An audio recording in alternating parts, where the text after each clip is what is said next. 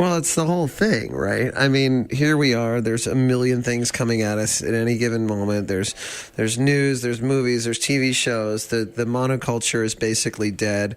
So all we have and is our like micro communities of like our families and our friends, people that share our interests. So, having been in this for so long, over 25 years, I don't think we set out to do that. I don't think it was like, we've got to create an ecosystem to live in and feed.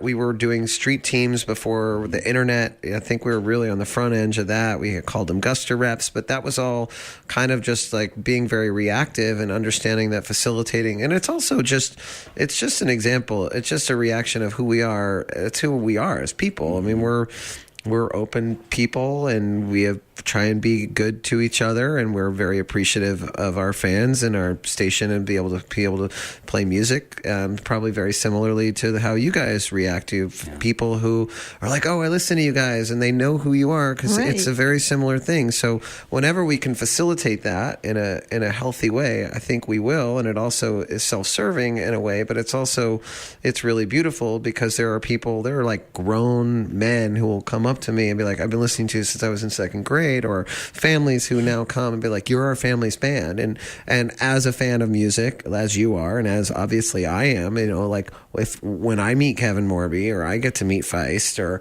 I freak out. And so obviously there's a lot of empathy there, and true understanding. When people come and they say this stuff to me, it's not like, oh, I don't understand. It's like, oh no, I understand what you mean, because if I ever met Matt Johnson from I would meet somebody from Love and Rockets, I would be like, oh my God, you kind of changed my life. And so that's how I try and internalize it when people say that to me. But obviously, community is probably more important than ever. And how great is it to have, I was saying about how Shuffle kind of knows. It's like, it kind of knows. Sometimes it doesn't know. I would much rather there's like someone smart out there being like, cool, let's go Kevin Morby into Charlotte Gainsbourg. And you know what I mean? So right. I'm very appreciative of this format. And I'm glad to know that this still exists. I mean, Brian, our drummer, was a DJ at Tufts University. We went to school at MFO, and he was the community ready and would do like